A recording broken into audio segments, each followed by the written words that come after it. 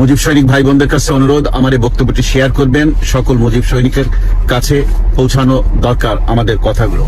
আপনারা জানেন যে ইসি নির্বাচন কমিশন বলেছে যে সরকার যেভাবে হ্যাঁ ভোটের পক্ষে একটি পক্ষকে সমর্থন করে নির্বাচনে ভোট দেওয়ার জন্য আহ্বান জানিয়ে প্রচারণা চালাচ্ছে, এটা সম্পূর্ণ দণ্ডনীয় অপরাধ।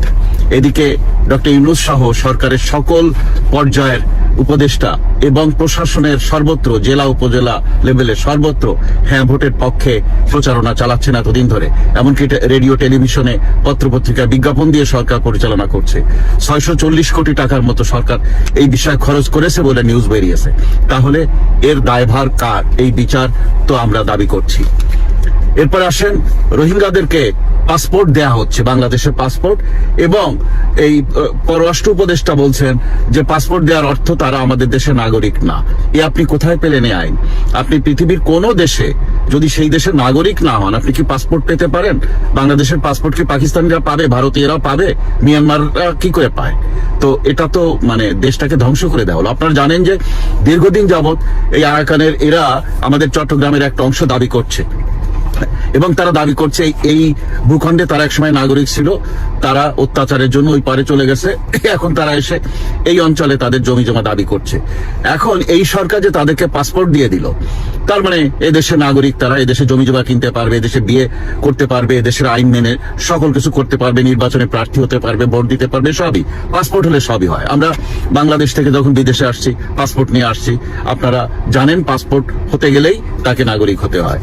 তো এই যে এই অশান্তিটা করে দিয়ে গেল, ভবিষ্যতে তো এরা আমাদের অংশ হয়ে যাবে, এবং এদের সাথে আমাদের একসময় যুদ্ধ হবে। দেখবেন একসময় এই চট্টগ্রামের অংশ নিয়ে টান পড়বে, ওরা কিন্তু তখন জাতিসংঘের সহযোগিতা চাইবে, ওরা কিন্তু তখন আরাকান আর্মি বা মিয়ানমারের সহযোগিতা চাইবে।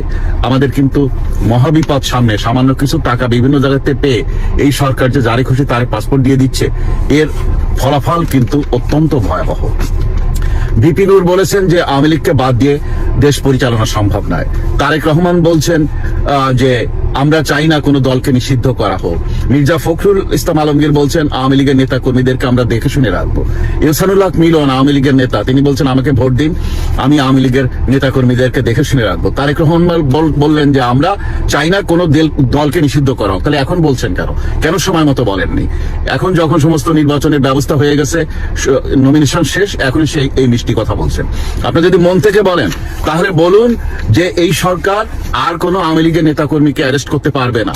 আওয়ামী লীগের নেতাকর্মীদের নামে যত মামলা হয়েছে এই বিষয়ে সিদ্ধান্ত নেবে পরের সরকার এসে। সকল আওয়ামী লীগের নেতাকর্মীদের সকল গ্রেফতার বন্ধ, তারা নিজ বাড়িতে ফিরে আসুক, তারা ভোটে অংশগ্রহণ করুক, ভোট দিক। এই কথাগুলো আপনারা বলুন, তাহলে বুঝবো যে আপনারা চাইছেন আওয়ামী লীগের পাশে দাঁড়াতে। তা না হলে এইসব ভোটের বাণিজ্যের ডায়লগ এগুলো আমরা গ্রহণ করবো না। আমাদের নেত্রীর কথা পরিষ্কার, যেখানে নৌকা নাই সেখানে আমরা ভোট দিতে যাব না। কিসের হ্যাঁ কিসের না, ভোট কেন্দ্রেই যাব না। এখন আসলে আওয়ামী লীগের প্রতি এই যে অবিচার আপনারা করলেন, আর বিএনপি এখন কোন জায়গায় যাচ্ছে? বিএনপি তো আপনারা মানে পরপর নির্বাচনগুলোতে আসলেন না। যখন আওয়ামী লীগ ক্ষমতায় ছিল, নির্বাচনগুলোতে আসলে কি হতো, কোনোবার আপনারা সরকার গঠন করতেন, কোনোবার আপনারা বিরোধী দল হতেন, এর বাইরে তো অন্য কোথাও আপনারা যেতেন না। কিন্তু তা না এসে এখন যে জায়গায় আসছে, গত 17 মাস ধরে এই জুলাই আন্দোলনের এই যে যাদের এদের কর্মকাণ্ড তো সম্পূর্ণ ফ্লপ। এখন ভোটের মাঠে যদি আওয়ামী লীগ থাকতো তাহলে কিন্তু জামাতের কোনো খবর থাকতো না, তাহলে দুটো দলই এই রাজনীতিতে আলোচিত থাকতো, আওয়ামী লীগ এবং বিএনপি। কিন্তু সেই জায়গায় এসে এখন কি দেখা যাচ্ছে, এখন আওয়ামী লীগের জায়গাটা নিয়ে ফেলেছে জামাত।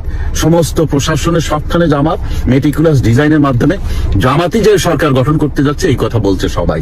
এখন এই পরিস্থিতির বাস্তবতায় বিএনপিকে ভাবতে হবে তাদের জন্য কোনটা সম্মানজনক, জামাত সরকার এবং বিরোধী দল বিএনপি এটা সম্মানজনক, নাকি আওয়ামী লীগ সরকার বিরোধী দল বিএনপি এটা সম্মানজনক? গত 17 মাসে আপনাদের সবারই অত্যাচার অনাচারে আওয়ামী লীগের সমর্থন এবং ভোট ব্যাংক অনেক বেড়ে গেছে। এখন নির্বাচন হলে আওয়ামী লীগ সরকার গঠন করার সম্ভাবনা বেশি। বিএনপি যদি আলোচনার হাত বাড়ায় তাহলে হয়তো এই যাত্রা বিএনপি আওয়ামী লীগ সরকার হলে বিএনপি বিরোধী দল এইরকম হলে বিএনপির জন্য সম্মানজনক, তাহলে স্বাধীনতার পক্ষে শক্তি টিকে থাকলো। তাহলে বিএনপি যে রাজনীতির দিকে যাচ্ছে এবং জুলাই সনদ নিয়ে হ্যাঁ না ভোট নিয়ে বিএনপির যে অবস্থান, খালি ভোটটা হয়ে যাক দেখেন, এরপরে কি হবে? মুক্তিযুদ্ধের সকল অর্জন মুছে যাবে, বঙ্গবন্ধুর নাম মুছে যাবে, মুক্তিযুদ্ধের ঘোষণাপত্র মুছে যাবে, মুক্তিযুদ্ধের অবদান মুছে যাবে, জাতীয় পতাকা বদল হবে, জাতীয় সঙ্গীত বদল হবে, 71-এর বিরুদ্ধে অবস্থান নিয়ে নেবে তারা, এবং গত 55 বছরের যে সংবিধান, চলমান সংবিধান, তা বাতিল করে দিয়ে 2024 সালের এই সকল লাল স্বাধীনতার নিয়মে সংবিধান রচিত হবে। জিয়া রহমানের অবদান ধ্বংস হয়ে যাবে, বিএনপির মুক্তিযুদ্ধের পক্ষের যে চেতনার কথা বা আদর্শ, সেগুলো সব ধ্বংস হয়ে যাবে। এই জায়গায় দাঁড়িয়ে যেভাবে সরকার পরিচালিত হবে, যদি এই 12 ফেব্রুয়ারি নির্বাচন হয়ে যায়, যেভাবে সরকার পরিচালিত হবে, তাতে করে মানুষ ফুঁসে উঠবে। আওয়ামী লীগ তো বসে আছে যে কোনো সময় মাঠে নামার জন্য। তাতে দেখবেন যে বিএনপি কোণঠাসা হয়ে যাবে, এবং সরকার গঠন হয়ে গেলে জামাত তরতর করে এগিয়ে যাবে, এবং তারা 71-এর বিরোধী অবস্থানে দেশকে পরিচালনা করবে। বিপদে পড়বে, ফাটা বাসের নিচে পড়বে হলো বিএনপি। এরপর যখন আন্দোলনে নামবে আওয়ামী লীগ, তখন কিন্তু 71-এর পক্ষের সকল মানুষ, সকল জনতা এসে কিন্তু এই আওয়ামী লীগের পক্ষে বা মুক্তিযুদ্ধের পক্ষের দলগুলোর পাশে দাঁড়াবে, এবং যতটুকু শক্তি আছে 71 বিরোধী রাজাকারদের পক্ষে, তারা কিন্তু ওই জামাত আর এনসিপির পক্ষে দাঁড়াবে। মাঝখানে একা একঘরে হয়ে যাবে বিএনপি, এবং বিএনপি দলটি তখন এই মুসলিম লীগ বা কি বলবেন, জাসদ, এইসব দলের মতো হয়ে যাবে, দলটি শেষ হয়ে যাবে। এই জন্যই আপনাদের উচিত এখন আওয়ামী লীগ, জাতীয় পার্টি, বিএনপি এরা এক হয়ে কথা বলা, এক হয়ে নির্বাচন নিয়ে কথা বলা, এক হয়ে আন্দোলনের পথে এগিয়ে যাওয়া। তা না হলে যে দিন আসছে সেই দিন খুব খারাপ দিন, সেই দিন কিন্তু বিএনপির জন্য অত্যন্ত বিপজ্জনক দিন, এবং তারেক রহমান কিন্তু অত্যন্ত বিপদে পড়বেন। আর বিভিন্ন জায়গা থেকে যা শোনা যাচ্ছে, যেভাবে আপনার এখন এই ধানের শীষ এবং দাঁড়িপাল্লা, মানে জামাত জোট এবং বিএনপি জোট, এদের সাথে মারামারি হচ্ছে। বিশেষ করে বিএনপি এবং জামাত সরাসরি মারামারি হচ্ছে। একজন জামাত নেতাকে তো খুন করে ফেলেছে, এরপর থেকে তো সারা দেশে গোলমাল ছড়িয়ে পড়েছে। এই এখন থেকে আগামী 2 সপ্তাহ দেখবেন এই উভয় দলের অনেক লাশ পড়বে, অনেকে ক্ষতিগ্রস্ত হবে, পরিস্থিতি ভয়াবহ হবে। নির্বাচনের ডেট সাডেনলি থেমে যেতে পারে, পিছিয়ে যেতে পারে, বহির্বিশ্বের চাপ আছে, সেটা হতে পারে। আর যদি নির্বাচন হয়ে যায়, তাহলে একটি রক্তের গঙ্গা বইবে। এটা যে কোন দিকে যাচ্ছে কেউ বুঝতে পারছে না, কিন্তু খুব খারাপ সময় আসছে। প্রিয় দেশবাসী, এ দেশটা আমার আপনার সবার। নির্বাচনে কে কাকে ভোট দিবে এটা জনগণের সিদ্ধান্তের উপর ছেড়ে দেওয়া উচিত, কিন্তু এই একটি সরকার, এই কোনো অসাংবিধানিক সরকার সিদ্ধান্ত নেবে যে একটি দলকে তারা বাদ দিয়ে দেবে, যে দলের ভোটার বা সমর্থক দেশের অর্ধেক জনসংখ্যার বেশি, তাদেরকে বাদ দিয়ে একটি সুষ্ঠু নির্বাচন করবে, এটা কখনো কল্পনাও করা যায় না, এটা সম্ভব না। তাই আসুন আমরা ঐক্যবদ্ধ থাকি, দেশটাকে রক্ষা করি। আসুন সবাই মিলে যেন সব দলের অংশগ্রহণে নির্বাচন হয়, সেই জায়গায় আওয়াজ তুলি এবং সেই জায়গায় এক থাকি। জননেত্রী শেখ হাসিনা যে ডাক দিয়েছেন, আমরা ভোট কেন্দ্রেই যাব না, ভোট কেন্দ্রে আমরা যাব না, এবং এই ভোট হতে দেব না। চট্টগ্রামের বিএনপির এক নেতা রীতিমতো হুলস্থুল ফেলে দিয়েছেন, সারা দেশে হুলস্থুল অবস্থা। তিনি সোশ্যাল মিডিয়া, ফেসবুকে না ভোটের পক্ষে ভোট চেয়েছেন বিএনপি দায়িত্বশীল নেতা। এই নিয়ে চারদিকে বেশ হুলস্থুল অবস্থা। আচ্ছা, আমরা এই বিষয়টা আপনাদেরকে জানাবো, আরো জানার আগে আমি আপনাদেরকে দু একটা কথা বলি। বাংলাদেশে এখন একটা জরিপ চালানো হয়, গণভোটের আগে জরিপ, অথবা গণভোটের আগে আরেকটা ভোট আয়োজন করা হয়, যে আপনারা কি হানা ভোটে কি আছে কি নাই জানেন কি জানেন না। আমার ধারণা বাংলাদেশে হারার যে ফলাফল, সবচেয়ে ভয়াবহ ফলাফল হবে নির্বাচনে। 99% মানুষ বলবে এই হানা ভোটে কি আছে, কি নিয়ে যে হানা ভোটটা হচ্ছে আমরা জানি না। এখন পুরো দর্শক যদি বলে জুলাই সনদ থাকবে কি থাকবে না, তো অনেক জিজ্ঞেস করে জুলাই সনদ জিনিসটা কি, এটা গোল না চ্যাপ্টা, লম্বা না ভূতা, আপনি কোন উত্তর দিতে পারবেন? মানুষের সেই ধারণা, সেই সুযোগ কি সরকার দিয়েছে? একজন আলী রিয়াজ আছেন সরকারের, প্রফেসর আলী রিয়াজ। আমরা আগে এই যে ধরেন বিসিএস পরীক্ষা দিতে হলে এবং সাংবাদিকতা করতে হলে জেনারেল নলেজ থাকতে হয়। এই জেনারেল নলেজে কোনোদিনই বাংলাদেশে কোন একজন কৃতি সন্তান আছেন যিনি পরবর্তী 50 বছর ঠিক করে দিবেন, তার নাম আলী রিয়াজ আমরা শুনি নেই।